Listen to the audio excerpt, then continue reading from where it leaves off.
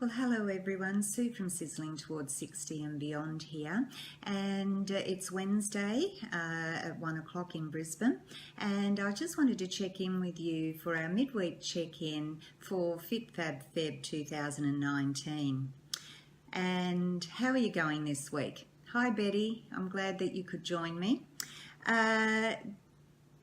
It's the third week, and like with anything, you just need to keep revisiting and resetting your goals and what you're working towards, because it's easy for life to get in the way. So the first week of FitFab Feb, we talked about building a foundation. We set our goals, and remember that we were trying to make a lifestyle change that is longer term rather than something that we can supposedly fix quickly. Everything takes time, so it is easy to fall off track, but it was all about finding what non-negotiables we wanted to set and what we were going to make time for each week. Last week, in week 2, we talked about smart eating, and I interviewed Erin O'Neill, and we talked about what foods we should be incorporating more of in our aging as we get older, including calcium and also more fibre in our diet to keep our gut nice and healthy and to keep us healthy on the inside as well as the outside. Hi Debbie, glad you can join me. And this week it's all about self-belief and self-care. Now, I know that these words get bandied around a lot. We see them a lot in social media and in posts, and I write about it a lot too. But it is important because we need to have that faith and trust in ourselves if we want to achieve anything. Whatever we set out to do, we do have that mean girl in our head that comes out and says, oh, you're silly to think that way, you won't be able to do that. Last year I wanted to run a marathon, and that mean girl came out and said, hey, you're nearly 61, you're not going to be able to do that. But I trained and I pushed through, and I had faith in myself that I could do that if I put the right plan in place. You have to start believing in yourself, otherwise you'll never get anywhere. And in my post this week, I don't know if you've read week 3 yet, but I talk about looking at someone or others who inspire you and just having a think and write down what the traits are that they have that makes them inspiring, or what you admire about them. And then I wanted you to turn the tables and actually do the same exercise but with yourself.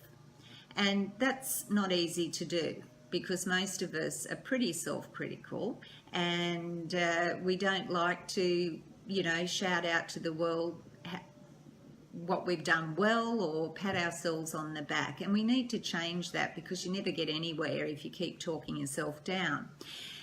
So I also posed that question in the Sizzling Towards 60 Facebook group, and I was surprised that I received so many responses for a start, but secondly I was really inspired because they were just so positive and wonderful and all different in their answers. So I'd like to share them with you if I may.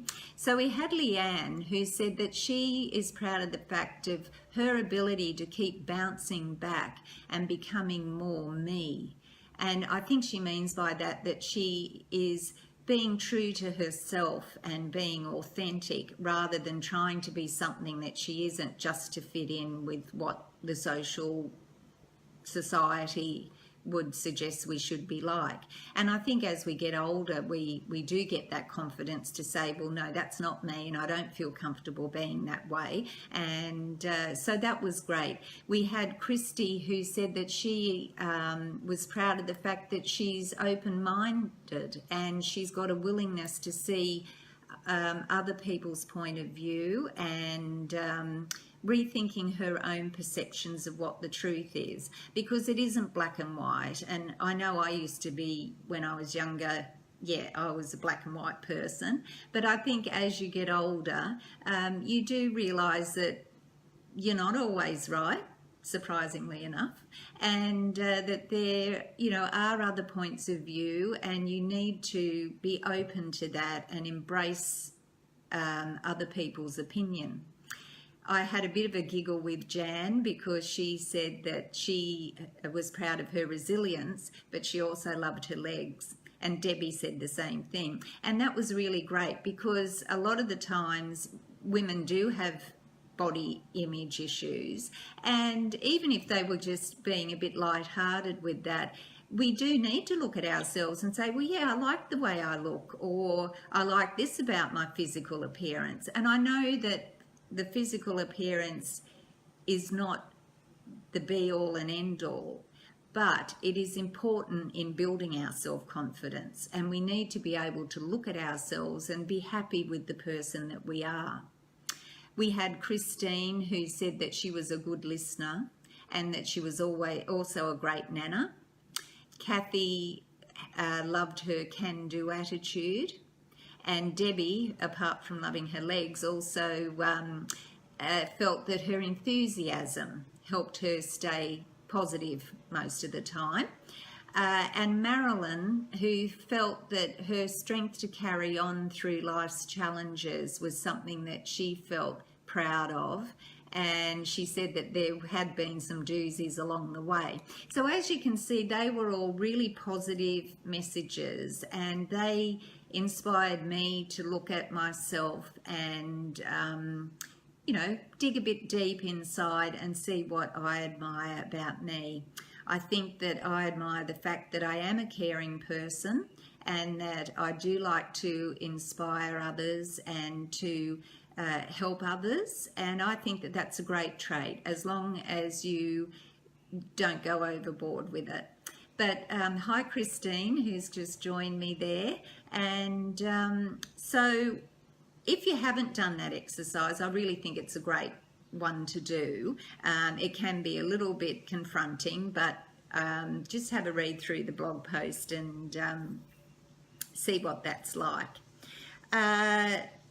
Now, as far as self-care goes, again, that's something that we read about all the time. We need our me time, we need to be looking after ourselves and so forth. And I do try to do that, and especially if I'm not feeling great. So on the weekend it was hot, I'd been for a long run, and we didn't have much planned for the weekend, so I thought, I'm just going to have some time for me. So I painted my nails, did a bit of colour. I actually, for the first time, and this is a bit embarrassing, but the first time tinted my own eyebrows, which didn't turn out too badly and saved me a little bit of money.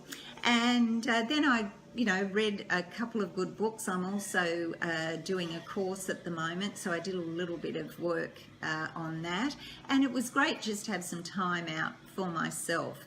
But self-care is not just about painting your nails or having your hair done, which is great. I love being pampered. Hi Annette, I'm glad that you could join us.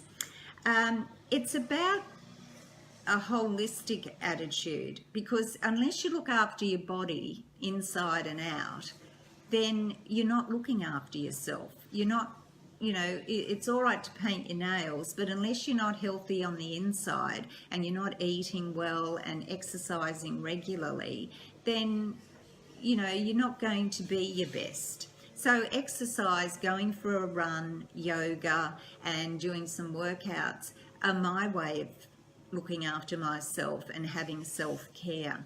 And my daughter actually, she's been on maternity leave, parental leave, and with her second son, and she's going back to work in April, and she has a very stressful job. She's an executive, and she said just recently, over the last few months, she's got back into running, and when her husband gets home from work, she leaves the 3 boys and she takes off. It might just be 20 minutes, it might be 40, whatever she can fit in. But she said, Mum, I just need to have that time for me, and I love to run and I can clear my mind. And she said, when I go back to work, I'm going to make that a non-negotiable.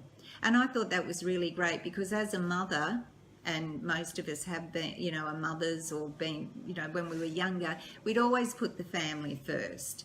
And you do need to remember that it's no good trying to continue on if you're not feeling well, because you won't be any good to anyone else. But the other thing before I go, I wanted to talk to you about a different sort of self-care. I learned 2 new things this week, and that's something that I think Nancy also wrote in her, I forgot to mention her, that she loved her passion to keep on learning and growing. And that's why I'm doing a few courses at the moment, which I'll tell you about in the future. But I'm really enjoying them, and it's stretching me and just keeping my brain working well.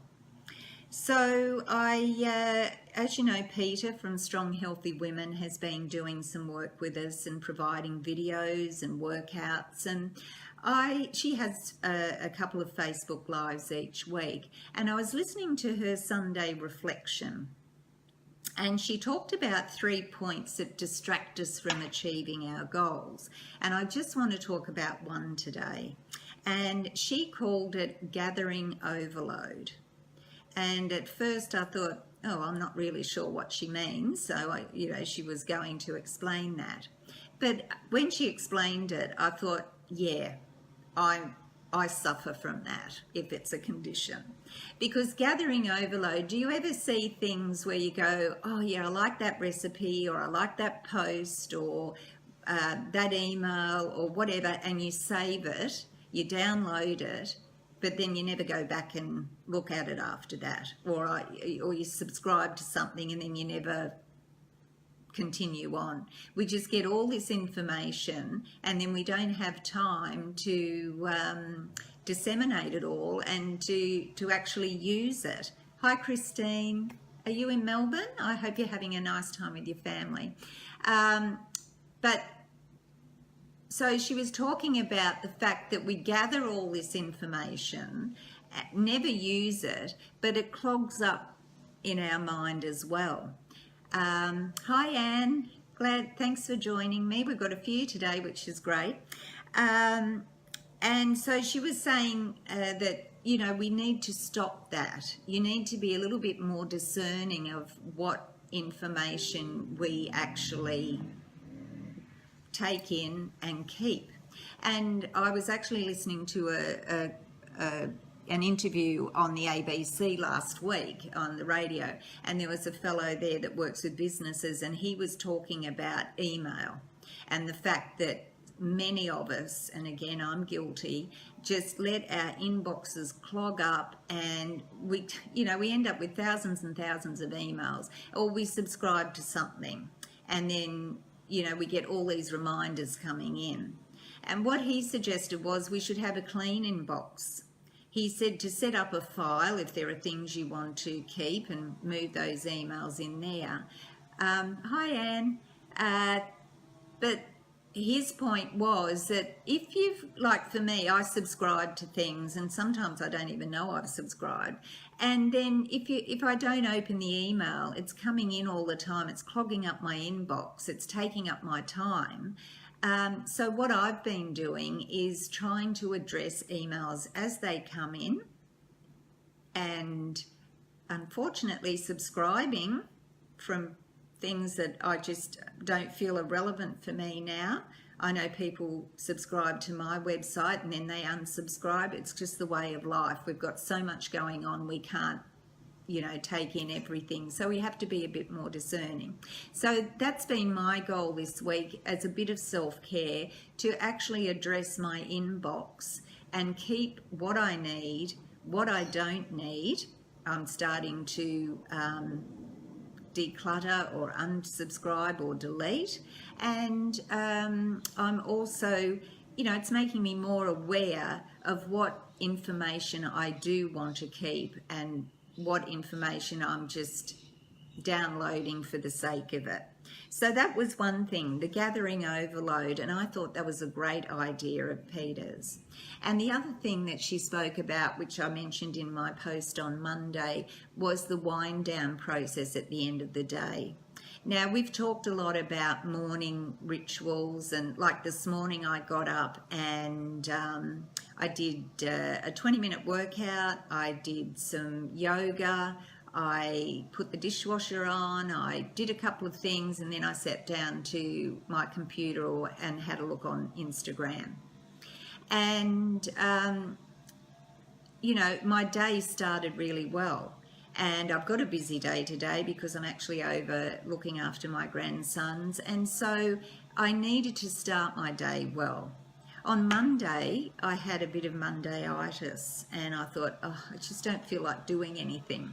But I pushed through that and I got up, I did some exercising and I listened to Peter's Facebook Live, and that made me feel a little bit more inspired, and got stuck into a few things around the house and had a shower and got, you know, did a bit of interaction with people on the internet, and I felt so much better. So we know that starting the day well is the key to what sort of day you have.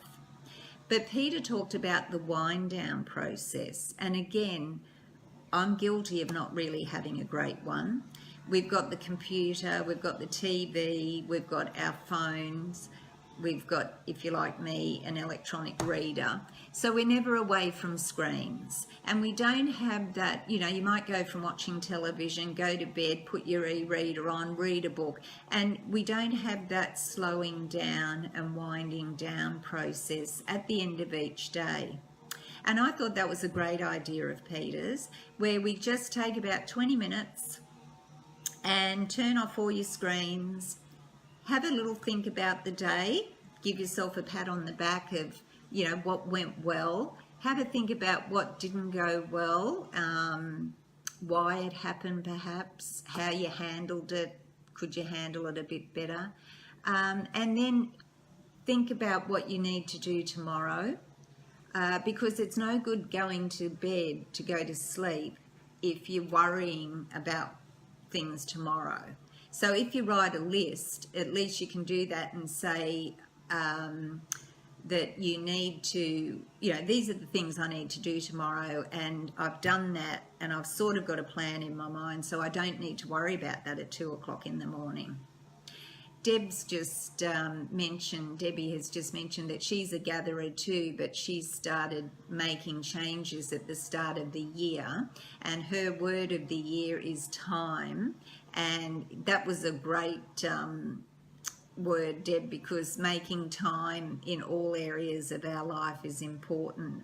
So the wind down process is, you know, you might journal, you might reflect on something that you're grateful for, you might do a little bit of yoga, you might do some meditation, you might pray, anything to just bring that calming level down and prepare your body for sleep, because we all need sleep to function well. Just ask my daughter, who is, you know, has a baby and is on pretty well non-existent sleep. But we all need sleep to function well, and it's the time when our bodies regenerate and, you know, they, you know, it relaxes and it restores, ready to take you on the next day. So have a think about what you do before you go to bed at night, and you know, try mixing up a few things and see if it does help you with your sleeping patterns. And so that's the week that I wanted to talk about. I hope that you are enjoying Fit Fab Feb, and I would like to think that if you would like me to keep doing Facebook Lives, I'm getting better. That's something that, you know, self-belief.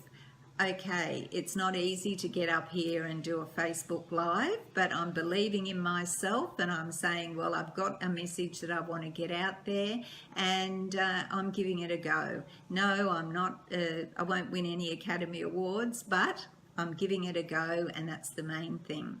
So if you'd like to me to continue the Facebook Lives, I'd love to get your feedback, maybe a thumbs up or a comment as to when the best times are for you once a week. And oh, thanks, Christine. You're one of my cheerleaders, and that's what we all need, cheerleaders, don't we? People to build us up and make us feel good, and then we've got to carry the ball and do it ourselves and believe in ourselves. So before I go today, I want to read something that I saw just before I came on to do live. I saw it, I post on Facebook, and I'm going to have to read it because it's long, so just bear with me. So it says, if you catch yourself being critical of yourself, well, none of us ever do that, do we? Hardly. Or dwelling on an unhelpful thought, add this simple statement after the thought, and that's okay.